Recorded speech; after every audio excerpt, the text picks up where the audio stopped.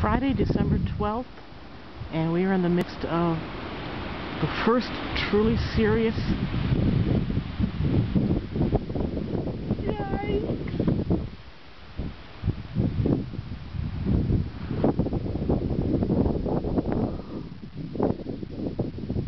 As you can tell, the first truly serious windstorm of the season.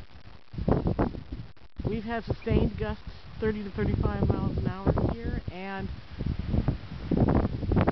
blasts of upwards of 60 miles an hour so far. Today, look at the cedar tree.